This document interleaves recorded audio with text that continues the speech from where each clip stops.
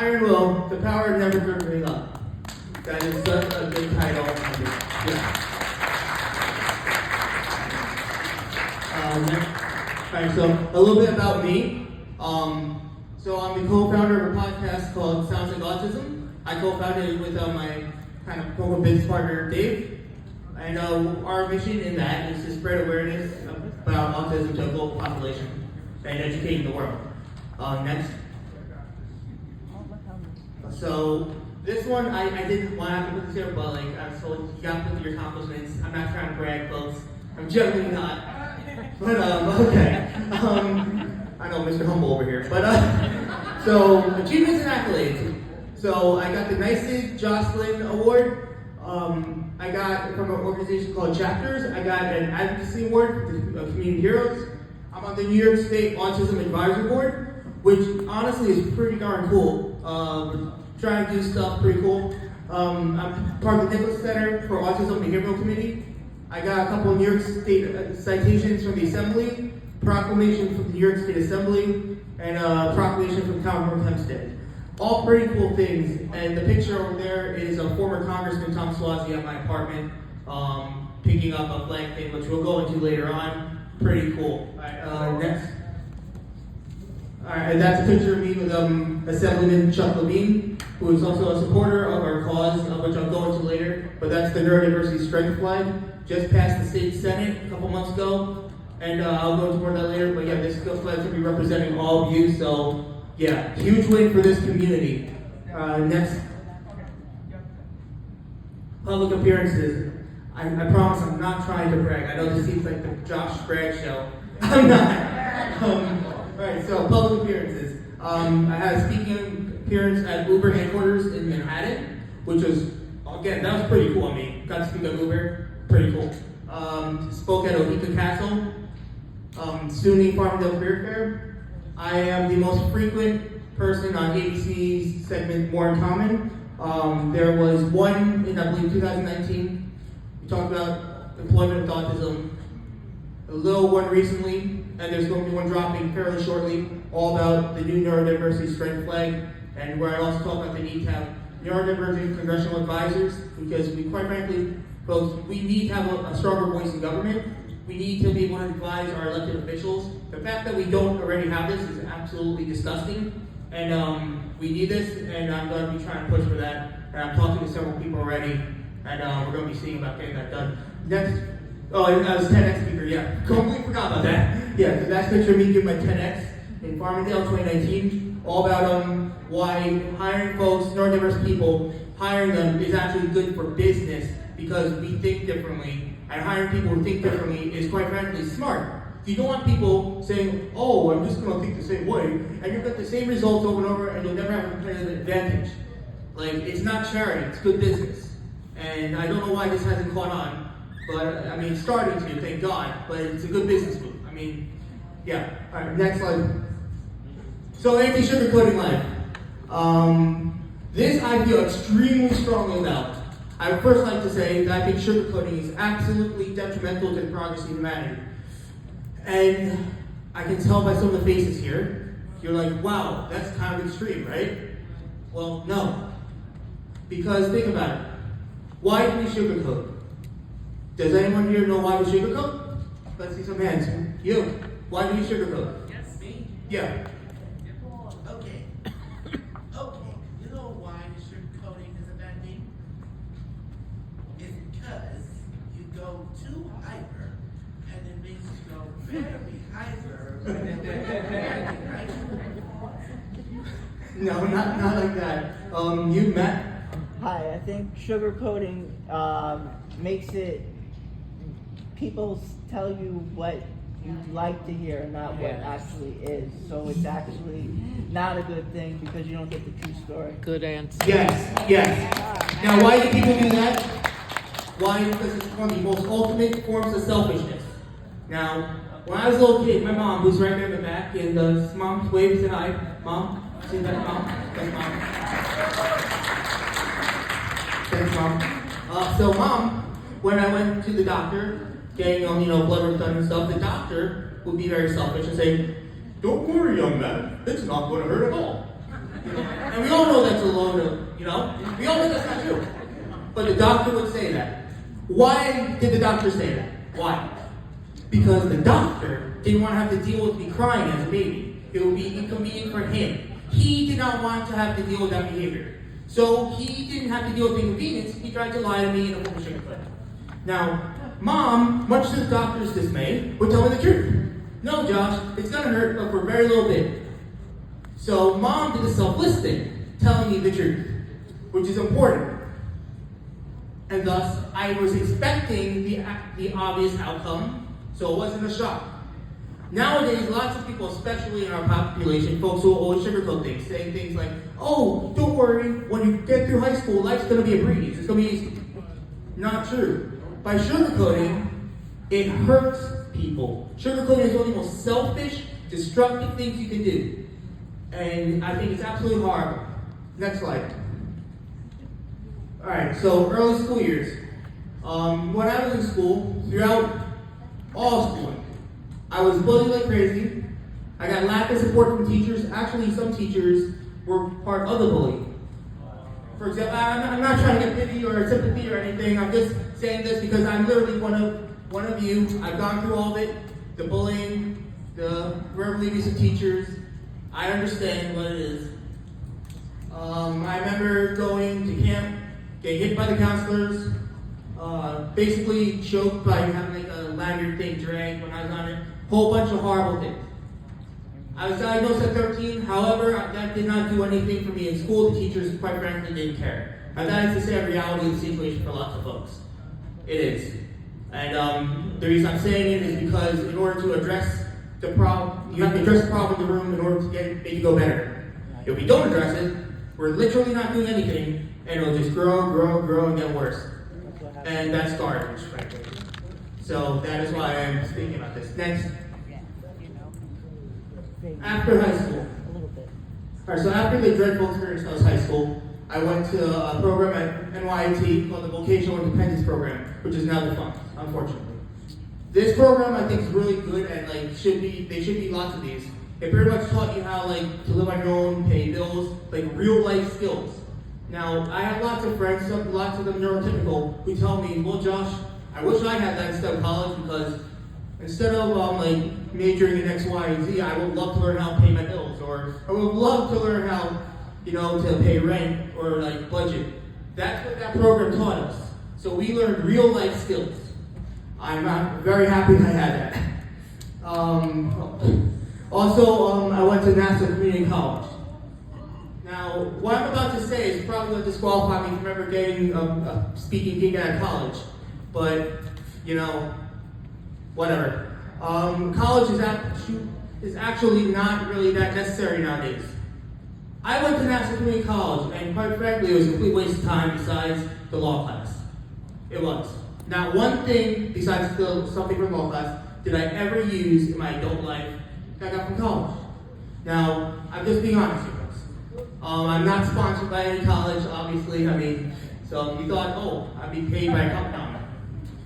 Lots of my friends who went to college, again, they regret it. They have their degree on the wall and nothing.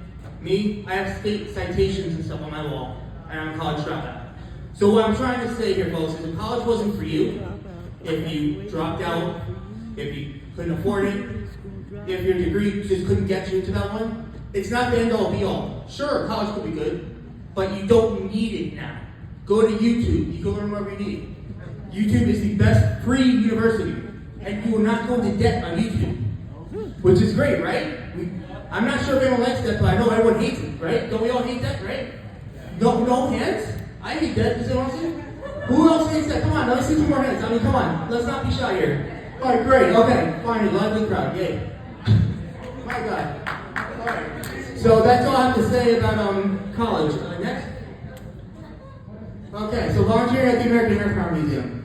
So I started doing this when I was 13. I decided to be a tour guide. And it was one of the best experiences I ever had. By doing this, I began to learn how to public speak like I am right now in front of audiences. I learned hard work ethic, because when you're volunteering with, at the time, World War II and Vietnam vets, you learn work ethic. And also, it reinforces the anti-sugarcoating, because I promise you, Vietnam War vets do not sugarcoat anything. Nothing. They tell you it brutally, straight to your face.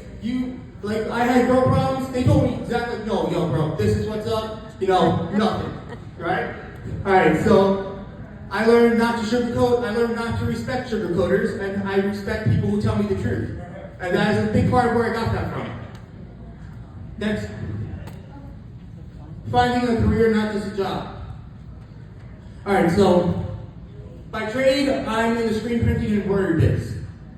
Just put that out there right now. Before that, I worked at a place called Spectrum Designs. Many of you probably heard of it. It's a non-profit. I think at least 75% of the individuals on there are on the autistic spectrum. We handle large clients like Uber, Google, you name it, we've done it, we do it. Now, but before that, and I excel, I've been here for like 7 years and I excel very well. Now, before I found out about this years ago, I declined the position. Why? Because there was a time in my life where I was in denial, like, oh, okay, yeah, I know I'm diagnosed with Asperger's, but I didn't want to admit it to myself because stigmas from society, so people treat you different. So I took a, quite frankly, garbage job where I'm in a restaurant, I'm not going to name the name, but where it was pretty much verbally abusive, it was absolutely terrible and hard. Eventually, it got so bad, and I was just sitting out in my apartment, staring at the wall, listening to my thank God ex-fiance complaining over. Yeah, no, it's a good thing that she's an ex. Trust me, it's a good thing. I thank God every day that I didn't get married to her. Alright, but alright, don't know if I should want to do that, but oops. Alright, so that was also the reason I decided not to screw it. I'm going to accept who I am, and I took a job at Spectrum.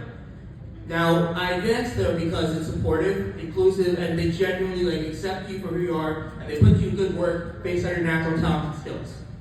Now, you might be thinking, Josh, that sounds like, common sense. Shouldn't all businesses do that? Well, yes. Yes, they should. But they don't. But they should. It makes common sense, and honestly, if they did, probably those businesses would be making a lot more money. But I digress. So, and it's really rewarding, and I then began giving tours around the facility, and it's led to great opportunities for networking. For example, just 2 days ago, I was with a meeting with the Norfolk Health executive. I'm not going to go into everything with that meeting here, but the reason I was able to do that is because I met this individual while giving him a tour at Spectrum Designs. You have to take every single opportunity that you can get in order to go ahead. Next slide. My advocacy. So, I am on the New York State Autism Spectrum Resource Advisory Board. I'm very proud of that. Yes. Thank you. Yeah, no, it's terrific. We're starting to get stuff done. We have a meeting coming up on the 31st. It's going to be an exciting meeting. And yeah. So I'm also part of a new Stop the Stigma campaign that's starting to form within the state. And my podcast, The Sounds Like Autism. So through these things, I've been able to reach out to lots of folks with advocacy and help people know that they're not alone. Yeah, situations do suck sometimes. But if you work hard, you build a network, you don't give up, you have iron will, like I stated, you can get through it, and you can make any situation work for you to your advantage. You just can't give up. Alright, next. Don't give up. Thank you. So this little picture over here, Dave and I, Dave's the dude in the hat, I'm doing the suit. We had a neurodiverse artist actually do that. And this is a little segment from one of the episodes. Hi, this is Josh Mirsky. Early one. This is the first episode of Sounds Like Autism, a podcast where we discuss life about people with disabilities such as Asperger's and regular autism, that type of thing, in the workplace and going to school, and also what's like for people without disability that interacting with those individuals, and how everything plays out, right? How they group situations, and just to let people know that they're not alone, and that this stuff happens all the time, the negative stuff, and how to turn that into positive. So that's our main message here at Sounds Like Autism. I'm here also with my friend Kelly. Dave. Hey, how's it going? Pleasure to be on your podcast. Thank you. No problem. We're gonna be every month. We're gonna be doing different things. Like for 1 month, we're gonna be doing Valentine's Day, a thing where we talk about relationships and people. 1 month, we're gonna talk about Alright, so that was like a really early episode. That's the first one. I was just kind of finding my groove. So as episodes gone, I became more like animated if I'm talking like right now. You know? So if you do check out that podcast, I highly suggest you check out season 2. It was really cool. We had on folks from like Hollywood, like who here's heard of the show Atypical on Netflix? Okay, we had episode 1 of season 2. We have the executive producer of that show from Netflix. So we had some big names on season 2, really big names. I could tell them all now, but then I might not get all the listeners, so check it out. So, alright. So the Neurodiversity Strength Flag. This is my baby right here. So this is a flag which represents all neurodiverse peoples. It celebrates the strength. They're not one, as anyone said, this is a disability flag, because it's not. Neurodiverse peoples are very diverse, lots of them extremely smart. For example, I don't consider the fact that I have a genius level intellect to be a disability. And actually, it is a huge advantage. Trust me, you have no idea how easy parts of life can be when you have it. Alright? So, creating the neurodiversity flag. So, this flag, I always see the pride flag everywhere. It's beautiful. It grabs your attention. When you see the pride flag, when you see rainbow, you instantly know what it is. Everyone on earth knows the pride flag. Everybody. Why shouldn't we have that? Yeah. Why shouldn't the neurodivergent people have that? There's absolutely no excuse. New York states that we are the state of opportunity. Why don't we have the flag? So I asked around that. Not one person could answer that. Not one person. Now, but when I asked, do you think we should? I got yes, yes, yes. So I designed a flag when you see this picture.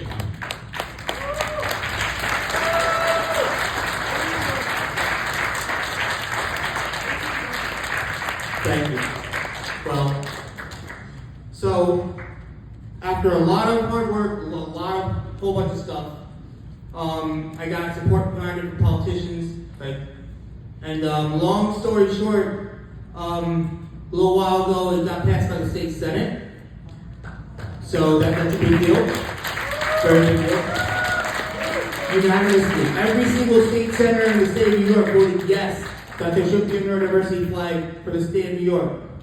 Now, what we need now, and I assure you we're going to get it done, is the state assembly to vote yes. This will probably happen in January or February, one of the two. They'll probably go for a vote there. And in one of the pictures you saw, it was me with an assemblyman. So it looks like we have their support too.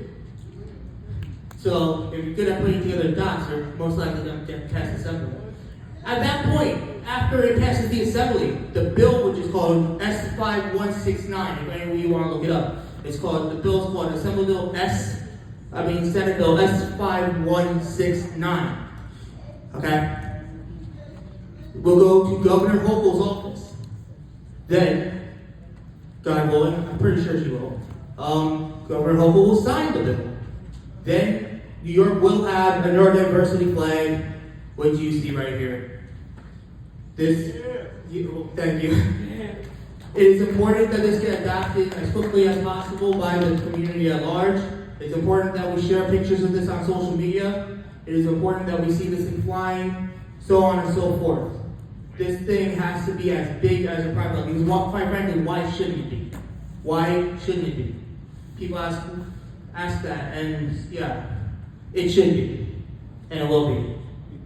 So why sacrifice? Because everyone's like, oh yeah, Josh, that's cool, right?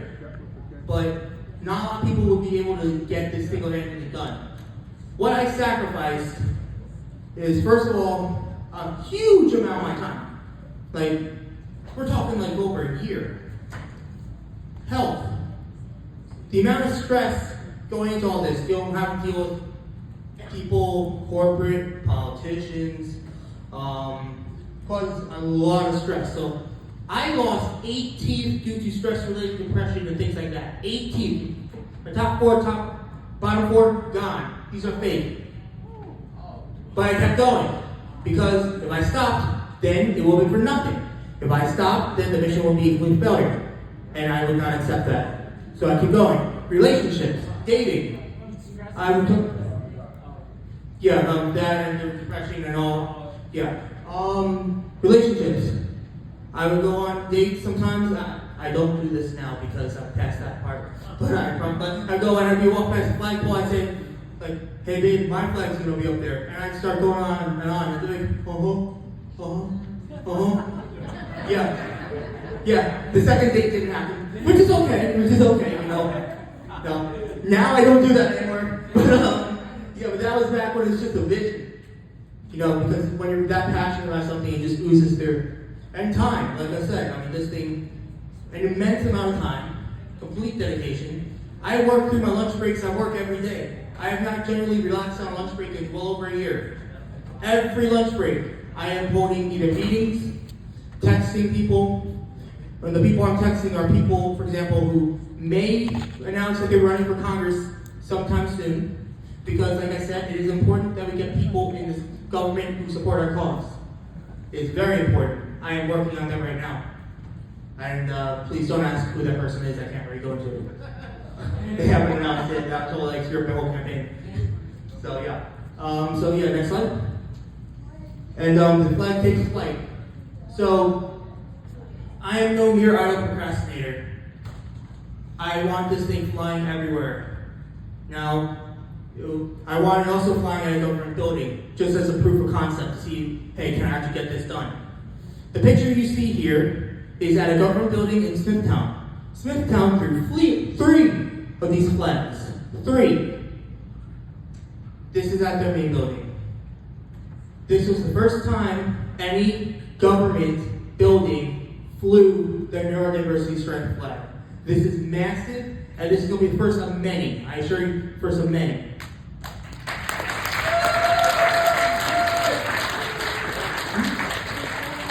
That's Smithtown. Smithtown, yeah. What building is it? Their main government building. Yeah. Yeah, it's not there anymore. That was like April. Yeah. Yes. I've been trying to get a hold of Bruce Blakeman. If anyone, since you asked, if anybody can help me get a hold of Mr. Blakeman, because he's been very difficult to get a hold of. For this, I would absolutely love it. Because we do need this Nassau. We do need to supply Nassau. I've been trying. He hasn't really been cooperative, but haven't really got hold of it, but if anyone can help me out with that, I'd really appreciate it. Yeah, one way or another, Nassau will fly the flag. But thank you. So, and next slide. And that is me with former Congressman Steve Israel, who is currently helping to get me in touch with Governor Hochul herself. So that is currently in the works.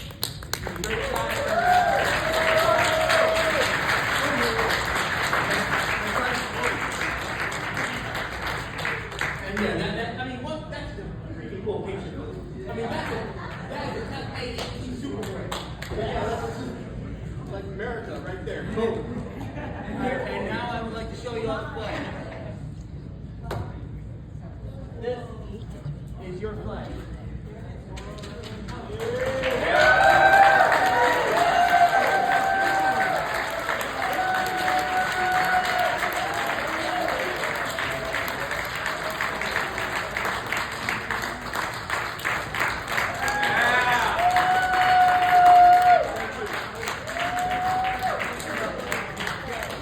Keep holding it. Keep holding it. Keep holding it.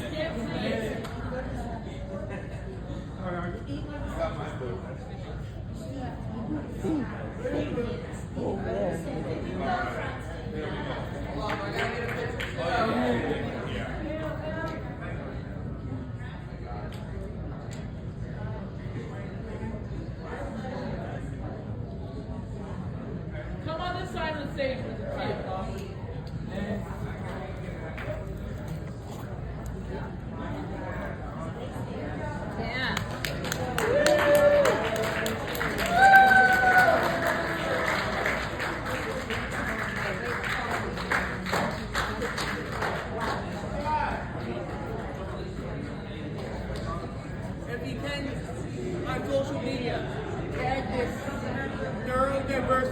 American flag. Tag it, it'll be greatly appreciated, it'll help the cause a lot. Alright, thank you very much everybody.